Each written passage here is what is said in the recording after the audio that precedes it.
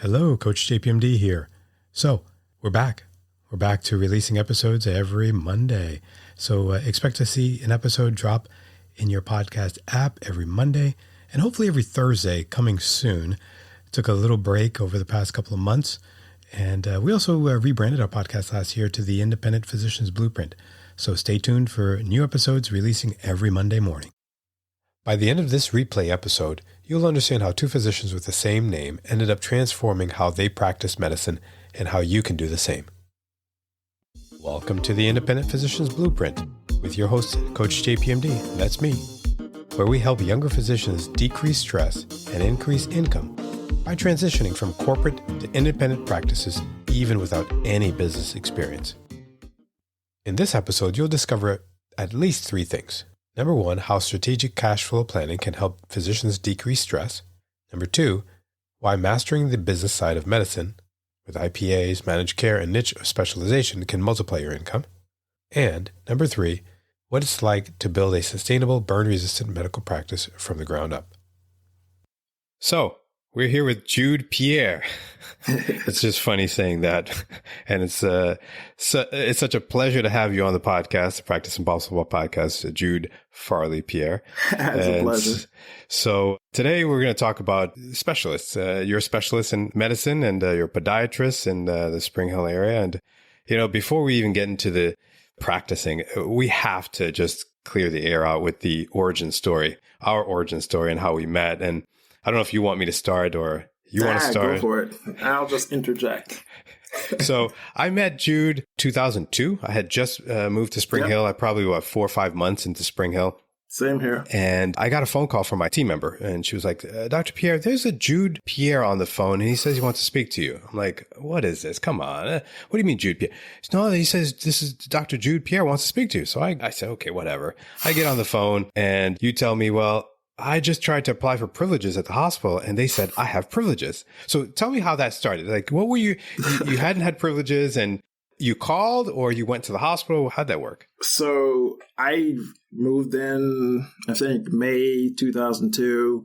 I started working with this podiatrist in Spring Hill. Of course, I was living in Palm Harbor. Uh-huh. So in the process of getting credentialed and getting on staff at some of the area hospitals, I don't know what happened, but somehow, I don't remember applying for privileges at Oak Hill, but somehow they sent me a welcome package. So I'm like, why? Okay. At the same time, there was an ad in the paper that said, welcome Dr. Jude Pierre to Spring Hill. I'm like, wow, this is really a small town. Coming from New York, of course, I'm thinking, wow, I must be really in the boonies because, man, you can't sneeze without someone saying Gesundheit. So I was like, okay, well, it must be a small town thing. Whatever, I'll roll with it. So when I did go to the hospital, I'm like, you have a mistake here. I'm not an MD, I'm a DPM. They're like, but that's not what your application says. I'm like, what application? So needless to say, I found out there was another Jude Pierre in the area. So I'm like, that's impossible. I mean, I'm from New York, from Brooklyn, where pretty much every Haitian person lives. And I come to like the most backwards corner of Florida to find another Jude Pierre. That doesn't make any sense. In the same hospital system too. Yeah, it made no sense whatsoever. So I'm like, no, there's no way. So I can't remember who the person was, but they gave me the number and said, you need to call and figure this out. So I said, all right. So I called the number and I was actually anxious because I'm thinking maybe it's a small mistake. Maybe it's just one accent away, just something different. And of course, the person who answered the phone said, Dr. Jude Pierre's office. I'm like, huh? It's so weird to call and hearing your name being sent back to you. So I'm like, all right, well, I'd like to speak to Dr. Pierre because, I'm thinking it's got to be a joke. So, hey, I want to hear this from the horse's mouth, so to speak. And then that's where you picked up. And then I think I told you, you need to come to the office. I remember saying, I said, you need to come to the office. Absolutely. And I remember that conversation because just like, no, we have to see who you are because we just started talking like, okay, where are you from? New York. I'm like, where? Okay. And then found out you're from Queens, Laurelton area. Yeah. I was born in Brooklyn. So you were living in Brooklyn. I was living in Brooklyn. And your parents moved to New York, I think around the same time that my parents moved to New York. Probably. From Haiti. Yep. I think they're from different parts of Haiti, which was because my dad's from up north. Ironically, he looks a lot more like your dad. They look like they could be brothers. Small stature, fair skin, balding. So that was kind of a shock. I remember at the end of the conversation, though, you said, all right, one more question. Is your wife named Christine? I was like, no, I'm not married. So I was like, okay, good. Because I think even you were like, yeah, this must be a Twilight Zone. Yeah, and I actually think I asked you for your license. I said, let me see your license. Yeah, I think so. Yeah, you're right. Yeah. And then you said your dad's first name is my middle name. That's absolutely correct. So Antoine. Yep. So you could have easily been a Jude Antoine Pierre. Absolutely. So in my infinite wisdom, I said, you know what? You need to join us at Access. Because I was like, I have to say it was selfish on my part. I was like, we can do the marketing blitz on this. And Pierre, podiatrist and internist on the same block. So you ended up moving your office or joining us on the same street, actually right next door, 2 doors down from where my office was. Yeah, a year later. We were actually pretty much next door. I think you were 5362 and I was 5374. Yeah.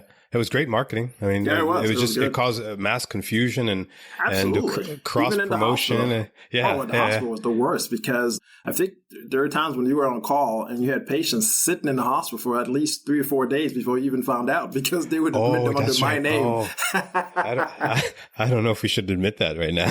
Probably not. But it worked out, though. It worked out well. So actually, recently, it's still happening. So recently, I was being Judas, and in Creole, Judas is like nosy. And I listen to everything my staff is saying on the phones and try to interject if I need to, the way they speak to patients and stuff. But last week, we had like a plethora of phone calls.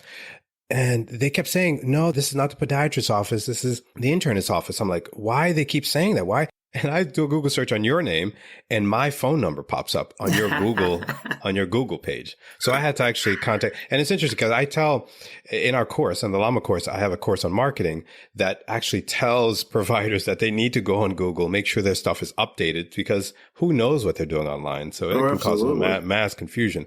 So now you're in Spring Hill. It's been a couple of years. And if we can, I want to talk about some personal stuff. Oh, for sure. Before we delve into the medical, because I think you went through some traumas initially just after I met you, a couple of years after I met you with your first son, who was preemie. Yeah. Nemo. He was born 3 months early. We were expecting him in November. And while we were vacationing in New York, he decided to make an appearance. So we ended up having to stay there for a few months. And while I was working in Spring Hill, so I was flying back and forth while he was in the hospital. I mean, they kept him there for 3 months. That was crazy. That was crazy. Yeah, I remember those times. Yeah, it was rough. How did you cope with that? Oh, man, I'm going to tell you, it was hard because it was like first time becoming a parent and, there are no books, no instruction manuals and this stuff. So, and no one I know ever went through that. So it was mind-boggling. I think I even went through some depression because it was just like, I didn't know. And not just what was happening in terms of him being born early, but also what the long-term consequences would be for someone born in that type of predicament. I mean, with those type of disabilities from the beginning. Yeah. But I do remember having a conversation with a very good friend of mine who actually said something that I kept for forever till this day. He said, nothing crazy, nothing, hey, I'm sorry, nothing, the typical things that people would come and tell you, that, oh, I feel bad for you, oh, blah, blah, blah. But in the meantime, that don't wish that on themselves at all. So his friend of mine just said, one thing you should keep in mind is that God never gives you more than you can handle. It was a quote from Job, and I was like, really? Wow. So I kept that for forever. And honestly, that's how I was able to deal with it. I just kept thinking to myself, okay, you're right. God is not giving me more than I can handle. So that means I should be able to handle this. So we just plugged away one day at a time. Went through countless sessions of physical therapy, occupational therapy, speech therapy, countless appointments with the ophthalmologist. I mean, it was just crazy. Then see the light at the end of the tunnel. But I just kept marching through because in the back of my head, I'm like, you know what? God is definitely not giving me more than I can handle. So that means I definitely can handle this. So I don't know, for those of you guys who may be wondering who this friend was, his name is Jude Antoine Pierre. Yeah. So I never forgot that. That stayed with me for forever. And every time I go through any type of adversity, I just kind of recall that conversation, and it definitely does get me through a lot of things. Yeah. And seeing Nemo, I mean, if I can say his name, I'm gonna call him out now. Yeah, absolutely. 200 pounds. Oh God, yeah. Full, solid muscle. Thriving in college. Absolutely. And he's so happy to see that. Absolutely. Yeah. He's far exceeded anything that the doctors and all the specialists even thought about. I mean, because the scary part was when he was born, they'd tell us, hey, you know what? Every day was a small victory. But they said, don't get excited because he may not be able to see. Oh, he may not be able to walk. Oh, he may not be able to hear. He may not be able to talk. I mean, every day was, okay, he passed the hearing test. Yay. You celebrate for like just a few minutes and then you're on to the next one. And is he going to be able to see? Is he going to be able to walk? So seeing him now, awesome. It's just like amazing. Yeah. I mean, the kid's almost 6 feet tall, 200 pounds, plays football, soccer, solid muscle, smart as a whip, lazy, but smart. Oh, don't, you can't call him out like that. Come on, man. I'm sticking up for you, Nemo. He's not that lazy. He's not that lazy. But hey, listen, you know what? You're right. He's not lazy. He plays instruments. He plays the cello. He's a classical cellist. He speaks 3 languages. So he's always been a good kid, and he still is till this day. Having his best life at Florida State, and so we'll see what happens. Cool. And you got 2 more after that too. So God bless you with 2 more. That, so. And honestly, again, I'm gonna have to go back to this friend of mine who talked me into having more kids, which is ridiculous. Because at the time, we both had 1 kid, and I thought it was great, and then all of a sudden he decided to have another kid. It's like, well, hey, listen, you need to have one too. I'm like, really? Is this how we're gonna do this? We're gonna match pair for pair. So, I ended up having a beautiful daughter named Jael Pierre, who happens to be my good friend's goddaughter. Obviously, it was only fitting because he played such an instrumental part in my life and getting me through a lot of difficult times. So, it was. But you did fitting. The work, man. You did the work. So. Yeah, but sometimes it's good to have someone point out the road. You know what I mean? Hey, it's good. So you're a podiatrist. Yes, and sir. I know and you had to explain to me that there's a difference between podiatry and podiatric surgeon. So you're going to have to explain to our audience, for those who don't really know. So is the schooling different, or what's the difference between a podiatrist, podiatric surgeon, or an orthopedic surgeon that does foot surgery? Okay. So let's start with the, orthopedic surgeons. So orthopedic surgeons are basically someone who went through a traditional allopathic school of medicine or an osteopathic school of medicine, and they specialize in orthopedic surgery, and they're able to work on different parts of the body, mostly involving bones. Some orthopedic surgeons specialize in backs, some specialize in hips, knees, some actually specialize in foot and ankle as well. Podiatrists, now, again, I'm going to be, dating myself, and I'm not that old, but still. When I went to podiatry school, way back when, there was a difference. So you can go through podiatry school, which is a 4-year program, after you've had your bachelor's degree as a science, and then you go on to do a residency program. So back then, the residency program was somewhat varied. So there are some podiatrists who only did what's called a primary podiatric medicine residency, where they do mostly routine functions, diabetic nail care, and so forth. There are those who did a podiatric orthopedic residency, and those involve mostly bracing, orthotics, and even sports therapy. And a lot of them end up working with sports teams, recommending shoes, orthotics, and so forth. And then there was the podiatric surgical residency. So now everyone could choose which one of those they would go into, and that would obviously determine where you end up and what your practice basically consists of. So I did the latter, which was the podiatric surgical residency. Therefore, I became a podiatric surgeon, as opposed to sisters who chose to do a podiatric primary medicine residency and therefore did not do much surgery. I mean, you can still do surgery, but not board certified. That's what happens. So what did you see yourself doing after the podiatric surgical residency? Were you going to stay in New York? Were you going to travel? Were you actually looking to come down to Florida or what? Well, no, actually, that's another funny story. So I don't even know if I should admit this, but I was quite disillusioned with the field of podiatry because you have to understand when I finished, I was in New York. There weren't that many positions open to people that looked like me. So a lot of them were open to people who already had a parent who was in the field, and therefore those positions were passed down to them. So you had to fight in order to at least be recognized or shine a little bit. So if you weren't at the top of your class, you probably weren't going to get noticed.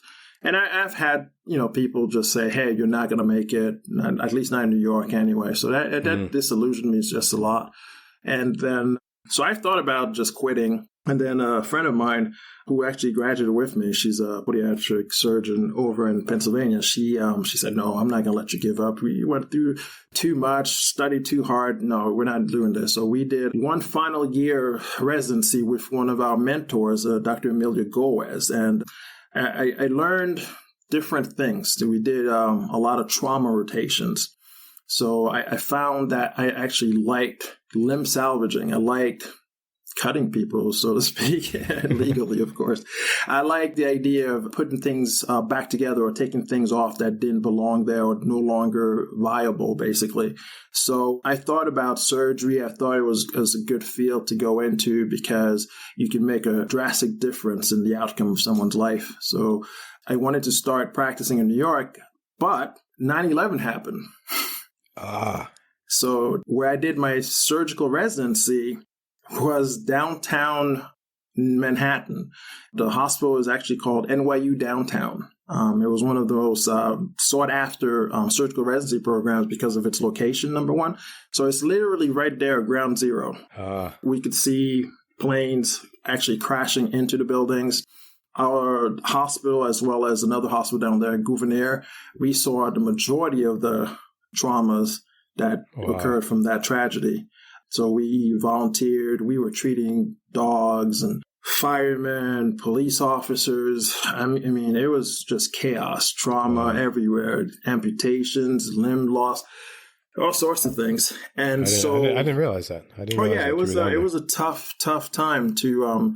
And I was a resident, and I was literally graduating. It was done. So the only thing I had to do was start applying Medicare number, license, instead of going from the resident license to a regular license. So all that stuff got frozen and nothing. New York shut down, the government shut down.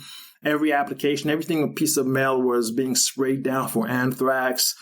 It was nothing. Couldn't do anything. So I was stuck after graduation, after finishing up my residency and not knowing how I'm going to work and where I'm going to work. So I started Googling and started looking around and found that Florida was one of the few states that had reciprocity, meaning whatever you accomplished in New York, they would recognize, and all you had to do was just pay. You didn't have to take another exam. You didn't have to jump through hoops. It was just pay your money, here's your license, and that's it.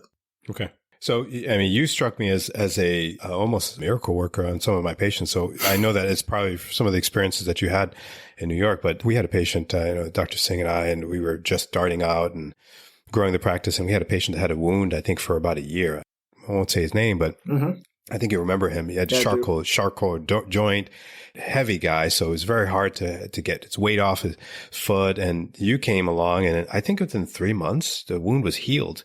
Yeah. And I'm like, what is this? Who are you? And so from that point on, because you were right next door to me, marketing ploy, I would just send patients to Jude, and he'd take care of the wounds, or he'd come over to the office. So that really, really helped us in the managed care world because, our idea is to manage the whole patient. Right. And make sure that they don't go to the hospital, that they don't get expensive drugs and medications and expensive surgeries that may not work. So what had been your managed care experience prior to joining us, and how has it been since then? Okay. So That's easy. My prior managed care experience was zilch, zero, nothing. Never even heard of the word. I had no idea what that was at all. I knew Medicare, Medicaid, and, some things in between, and that's it. So I was completely taken aback by this whole managed care system, and it took a while for me to actually understand it. So Dr. Singh, through some exhaustive late night sessions, tried to drill it into my head how this system is supposed to work. And then, of course, you hear a lot of stories from other doctors and colleagues of mine as well. And everyone hated managed care because, you don't get paid. They expect you to work like a dog and they pay you pennies on the dollar.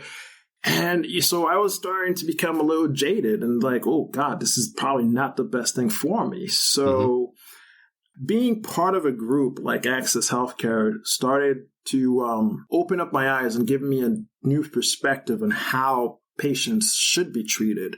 So I know I've heard this before, and this is from school, from podiatry school, where they tell you, you need to understand that patients' feet don't walk in by themselves. They're attached to a body. So you have to be mindful of the fact that that person has systemic issues that may contribute to their foot problems. And so you have to be a doctor. You're not a pedicurist. You're not a nail technician.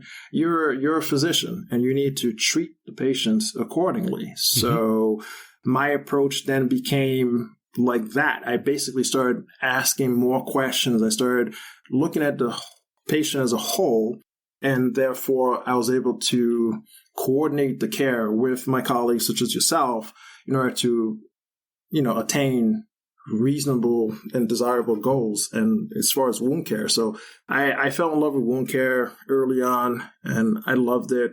I have to thank Dr. Trainer, who had a huge impact on my life. She was a PhD, an RN with a PhD in wound care. I remember everyone hated going to wound care clinic because it smelled so bad. It was so much work having to put on those Una boots every week. Horrible.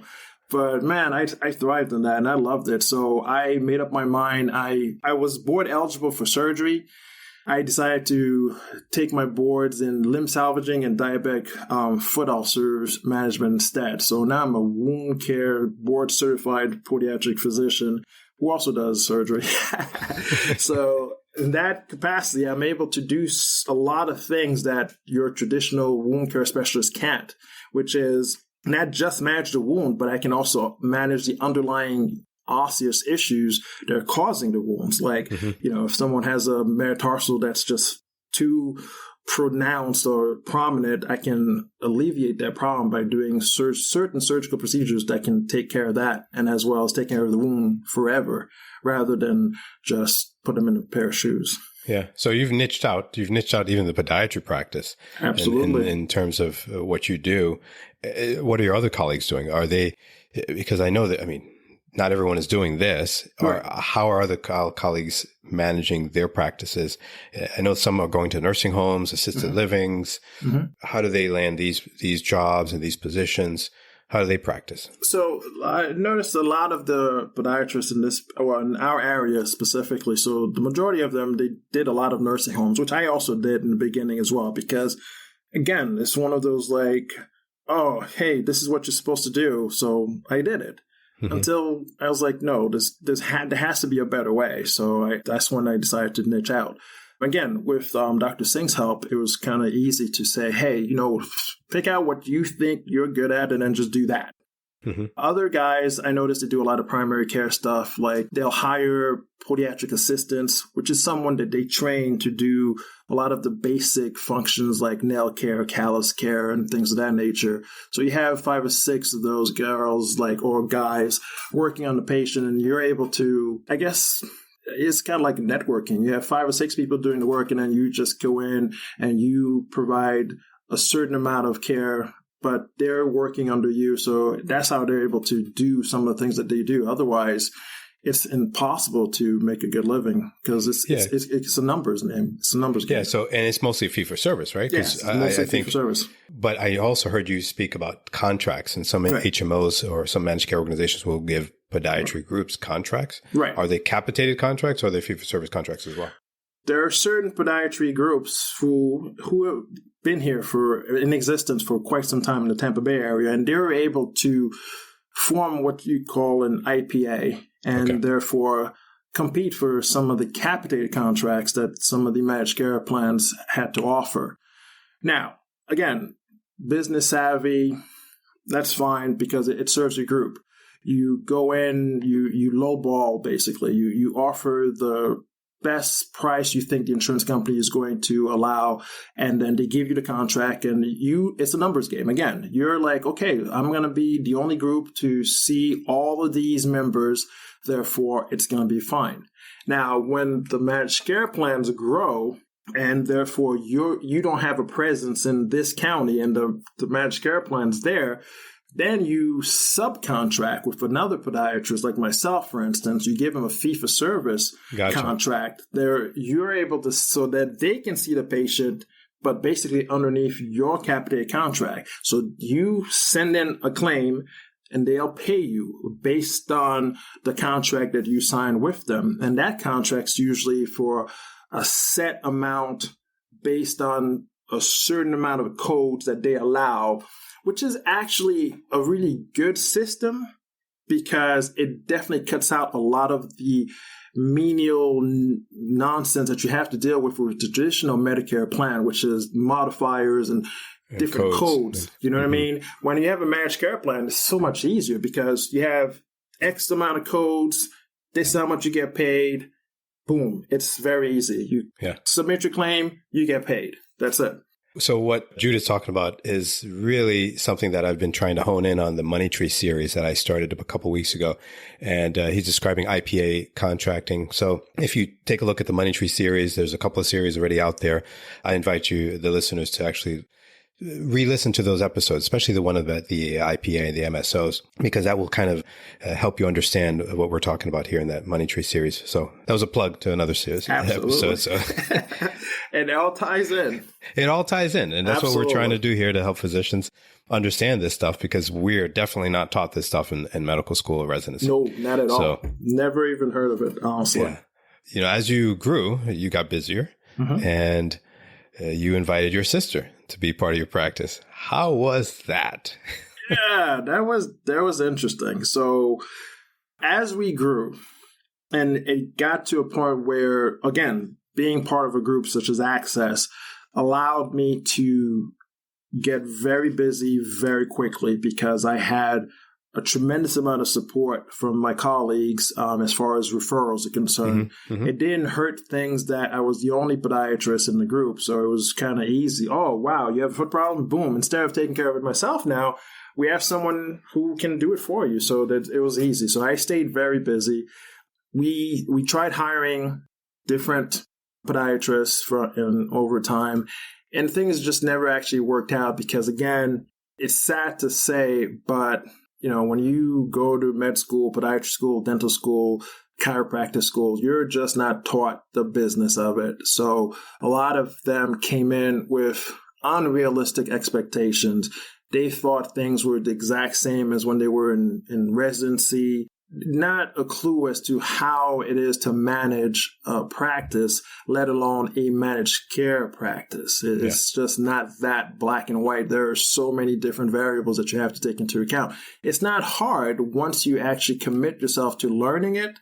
Once you learn the system, it's fairly easy. It literally it runs by itself, but you have to understand it in order to do it. And needless to say, we went through at least a couple. It didn't work out.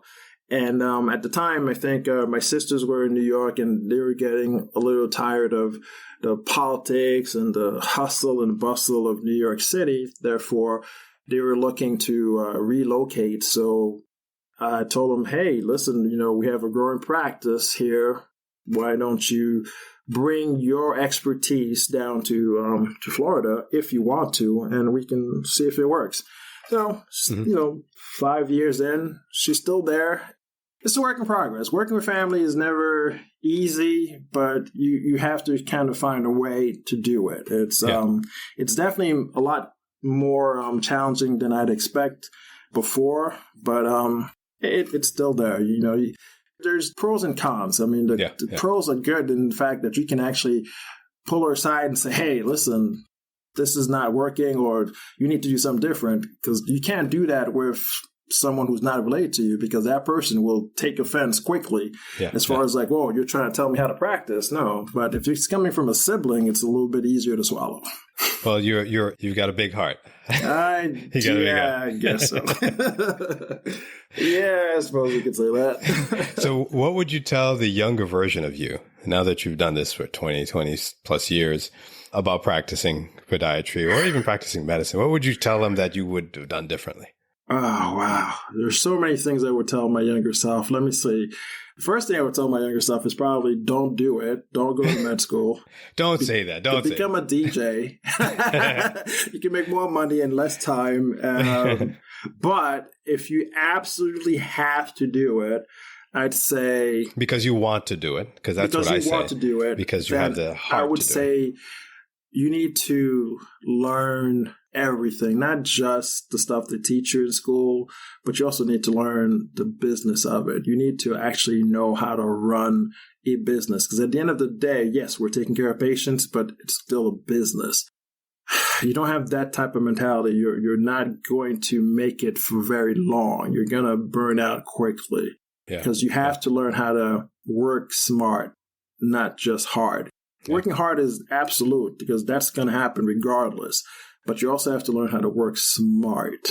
That's great advice, and that's what we're trying to teach in the Practice Impossible podcast. So how do we reach you if someone wanted to talk more about you, just or if there's a podiatrist that is looking to join the community? Oh, absolutely. How can we just reach you? Email me. Okay. I'm extremely accessible. I'm very easygoing. I love to teach, especially after learning so much over the past 20 years from a number of people. I mean, some of the stuff that I've learned, I know for sure that no one's teaching that. As a matter of fact, we have podiatry residents at Oak Hill now, and when I round with them, it's tough to kind of see that things have changed to some degree, because I remember when we were talking about previously about the different types of podiatry residencies that they had, and therefore that would honestly give you a podiatrist versus a podiatric surgeon. Now, podiatry in its, the wisdom decided that makes no sense. It's about time. So now they decided to make it a 3-year residency for podiatry, period. And it includes surgery. So everyone who comes out is literally a podiatric surgeon. So there's no different sets of podiatrists, because it became too difficult in hospitals, because you have podiatrists on call and something comes into the ER and you call that podiatrist. He's like, oh, I don't do that. It doesn't make any sense. So now everyone's trained the exact same way, which is, thank you, God, that someone did that. So, but talking to the residents, you can still see where there's a huge lack of teaching. They're not learning, or they're not being taught, rather, the things that they really do need to learn. So I find myself teaching them those things, like little things, like how to carefully dissect a chart, and how to see the patient in a different way, how to manage a patient different. You don't just go and start ordering pre-albumin levels on every patient, because that's an expensive test that's unnecessary. What I mean? You need to learn not to order an MRI on every single person who has a wound. It's completely unnecessary. So things like that. Sad to say, but you have to kind of unteach them what they learned. So it's a challenge, but I'm up for it. I love it. I love teaching. We're all up for it. That's why we're here. And that's why we're doing what we're doing. And so I wish there was someone like us back then. Well, there were. It's just they're in pockets. We got to make it so that it's everywhere, and that's what we need to. We need to do it. And that's what we're going to do it. I hope so. We're going to do it. All right. Thank you so much for the conversation, and it's been great. And now we've got it memorialized. I think that's a term. This is going to be around for our kids to listen to, for Nemo to listen to. I love it. It's going to be good. It's going to be good. So what you learned today are the strategic ways to decreasing your stress, You also learned that it's important to learn the business of medicine post-residency, and how small of a world we live in when two Jude Pierres can practice in the same practice. Thank you so much for listening to the podcast. If you'd like to hear more, subscribe, follow in your favorite podcast app so you'll never miss an episode.